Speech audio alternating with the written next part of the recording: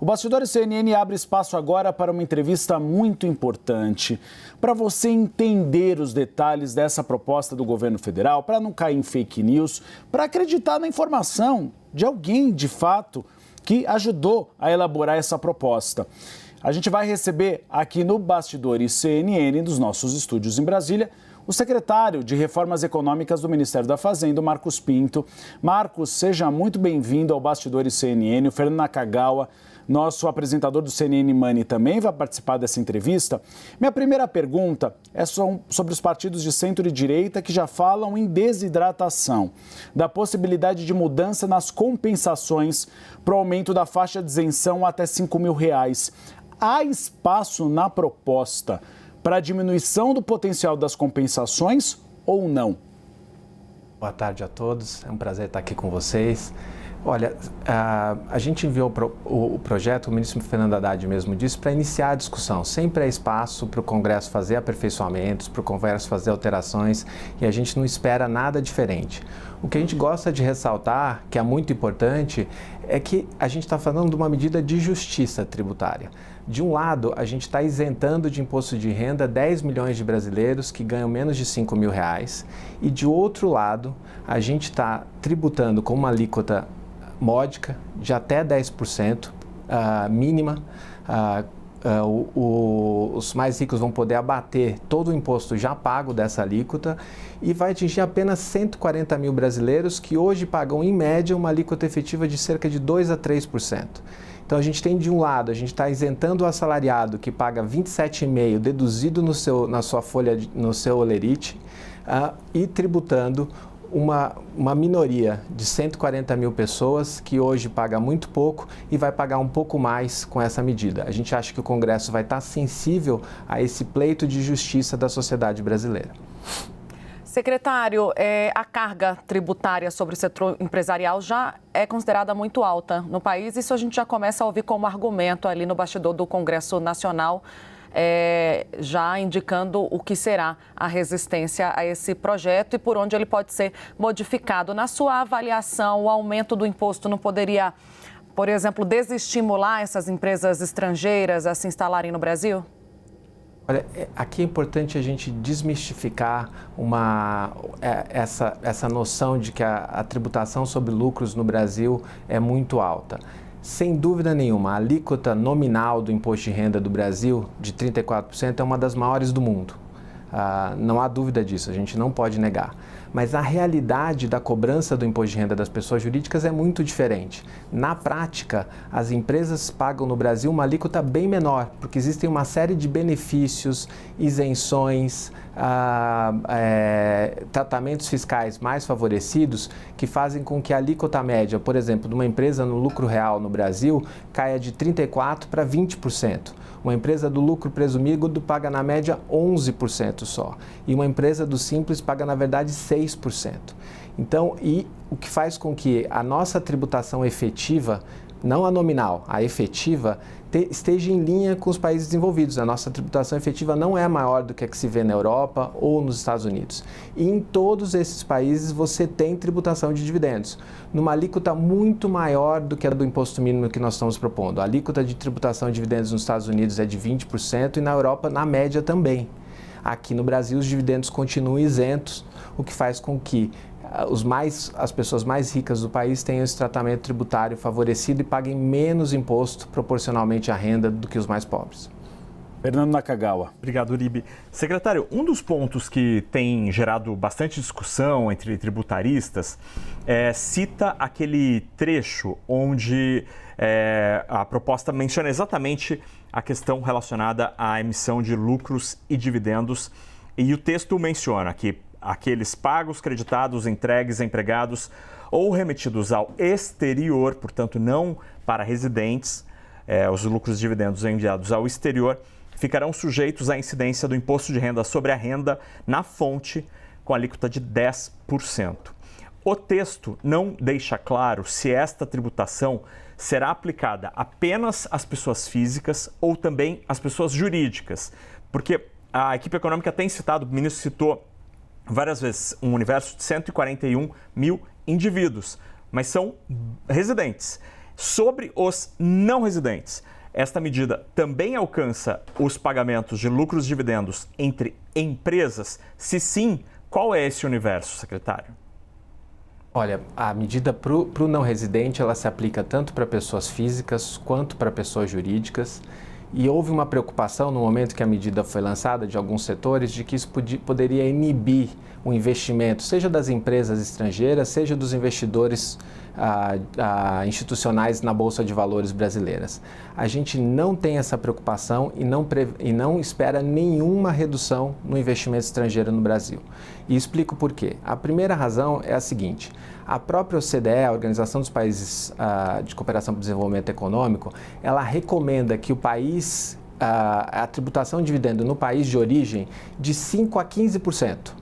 Ela prevê nos modelos de tributação internacional. Nós estamos tributando a 10%, portanto, bem na metade da recomendação da OCDE. A segunda razão pela qual a gente não prevê fuga de capitais é que o dividendo é apenas uma parcela do ganho que o investidor estrangeiro tem no Brasil. A maior parte do ganho está no ganho de capital. Você compra uma ação na bolsa e vende por um valor maior. Esse ganho de capital continua isento para o estrangeiro, não há alteração nisso.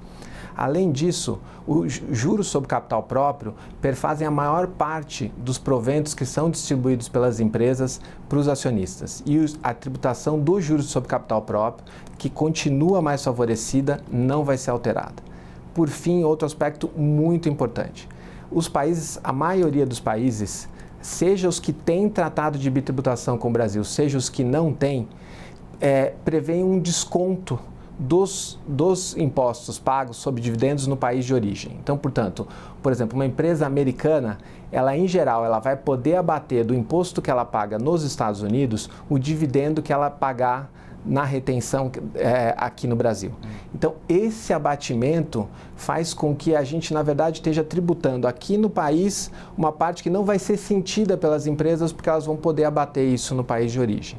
A maior prova, eu acredito, que a gente não vai ter impacto no investimento estrangeiro do Brasil foi a reação da Bolsa de Valores no dia do anúncio. Mais de 50% da propriedade acionária na Bolsa de Valores brasileira é de estrangeiros. E no dia do anúncio a Bolsa subiu. Ela não sentiu nenhum impacto. Então, portanto, a gente acha que é uma medida muito bem calibrada, que está em linha com as práticas internacionais e que por isso foi bem recebida pelos investidores. Eu gostaria que a gente olhasse um pouco mais de lupa sobre isso, porque é uma das grandes polêmicas dos líderes partidários, é a questão da bitributação. Porque o Brasil tem acordo com alguns países, Espanha, por exemplo, se tributou aqui, não tributa lá. Estados Unidos, não, mas eles costumam devolver parte desses impostos. O governo brasileiro tem conversado com outras nações que não têm acordo de bitributação para evitar que essas empresas sejam penalizadas, pagando impostos sobre lucros e dividendos aqui e também no exterior?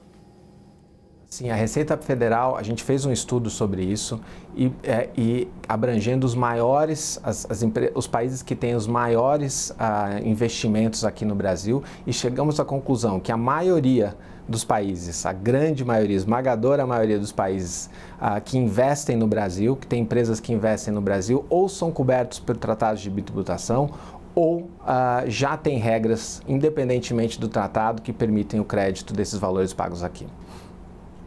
Eu queria voltar um pouquinho, a gente falava sobre os dividendos, e esse é um ponto de resistência no Congresso Nacional, para entender, o senhor citou sobre os benefícios fiscais. A Fazenda já vislumbra uma alternativa diante dessas resistências de saída que logo aparecem ali nos comentários feitos pelos parlamentares? É possível, por exemplo, a oposição, secretário, fala justamente no corte de benefícios fiscais hoje concedidos, aplicados, né, a essas empresas. Isso está no radar da Fazenda também? Olha, isso sempre teve no radar da Fazenda. O ministro Haddad tem sempre ressaltado que é importante a gente fazer um controle de gasto efetivo na despesa, mas também tratar dos gastos tributários que reduzem a arrecadação. Mas para isso a gente precisa fazer uma análise da efetividade do gasto tributário. A gente não pode sair cortando qualquer gasto tributário, assim como a gente não pode sair cortando qualquer gasto que tenha impacto na economia, que seja eficaz. A gente está muito aberto para fazer uma discussão com o Congresso sobre gastos tributários que não são eficazes e que podem ajudar nessa compensação. Dito isso, a gente acha que uma das maiores distorções e injustiças do sistema tributário brasileiro é justamente essa que a gente está atacando. Não é um gasto tributário no nome, mas é uma distorção do sistema muito grande. É muito injusto que um trabalhador assalariado pague 27,5% de imposto e que uma pessoa que tem uma renda de R$1 milhão por ano acabe tendo uma alíquota efetiva de imposto de 2,5%, 2,6% ao ano. E mesmo se a gente somar a tributação no nível da pessoa jurídica, tem um estudo excelente do IPEA sobre isso, que mostra que mesmo somando a tributação da pessoa jurídica com a da pessoa física, de alguém que recebe dividendos, por exemplo, ainda assim as pessoas que estão entre os 1% mais ricos do Brasil pagam menos imposto do que a maioria da população. Fernando Nakagawa. Secretário, eu peço desculpas de verdade por voltar a esse assunto, porque essa informação de que o dividendo, o imposto de renda sobre dividendo pago ao exterior vale também para a pessoa jurídica, me parece ser um assunto importante, uma novidade. Não estava isso, pelo menos na minha visão, não estava claro esta informação. Procurei aqui muito rapidamente, secretário, os números do Banco Central. No ano passado, empresas multinacionais instaladas no Brasil remeteram ao exterior em despesa, né, então o número bruto, 29 bilhões de dólares em remessas de lucros e dividendos às suas sedes.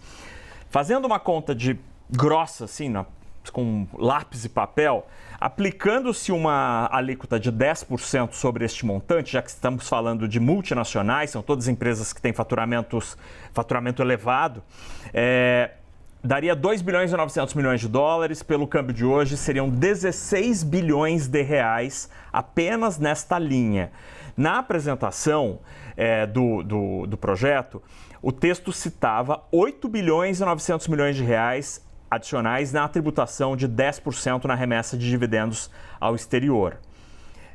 Por que há essa diferença? Os senhores entendem que as empresas multinacionais passarão a remeter menor volume de lucros e dividendos a partir de agora? Olha, tem dois aspectos nessa questão. O primeiro deles é o seguinte: as estatísticas do Banco Central, elas por vezes incluem na estatística de dividendos e distribuição de lucros ao exterior o juros sobre capital próprio. Sim.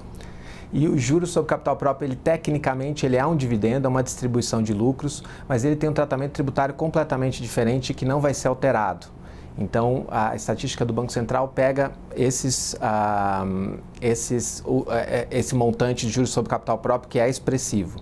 Além disso, mas independentemente disso, os estudos da Receita, todos que foram feitos sobre o imposto mínimo e sobre a retenção por estrangeiro, eles antecipam a reação dos contribuintes à nova tributação. Então, eles contêm estimativas de eventuais reduções do pagamento de dividendos e outras formas de distribuição, por exemplo, aumento de juros sobre capital próprio, ou mesmo outras formas de ingresso e saída de recursos no país. Então, eles estimam uma redução nessas distribuições, que é natural quando você altera regras tributárias.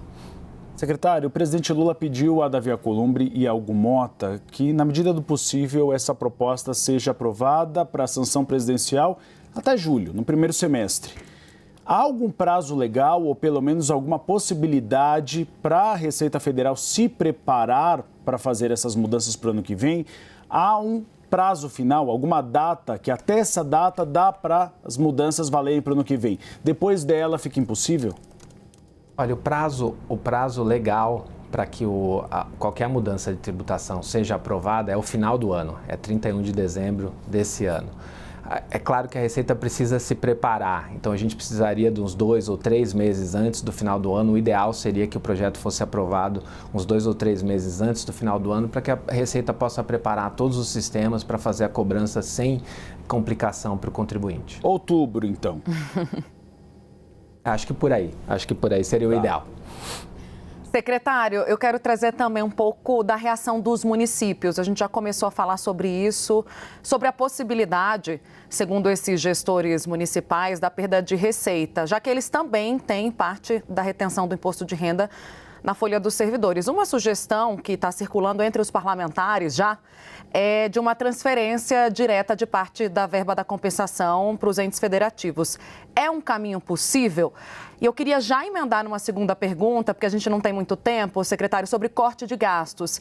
Existe uma cobrança para que o governo apresente mais projetos. O Fernando Haddad, ministro da Fazenda, já sinalizou algo nesse sentido, mas nada muito concreto até aqui. Existe uma impressão de que o governo joga a responsabilidade para o setor produtivo, sempre taxando mais. Vocês estão estudando novas propostas de reforma administrativa ou de corte nas despesas?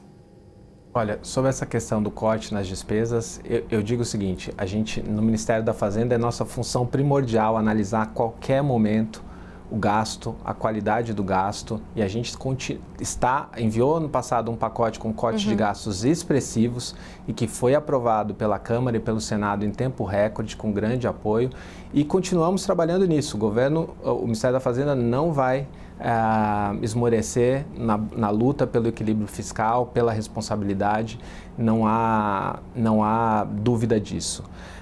Então, novos projetos virão ainda nesse ano? Olha, a gente precisa estudar isso com calma, ver, entender as circunstâncias. Existe o orçamento, está acabando de ser aprovado, a gente precisa analisar o resultado do orçamento. Eu não queria me adiantar nenhuma medida nesse sentido. Sobre os municípios, secretário, para a gente fechar. Verdade. Sobre os municípios, o que eu tenho a dizer é o seguinte, toda a receita do IR, ela é repartida entre União, estados e municípios. Mais ou menos 50% fica com a União, 50% fica com estados e municípios.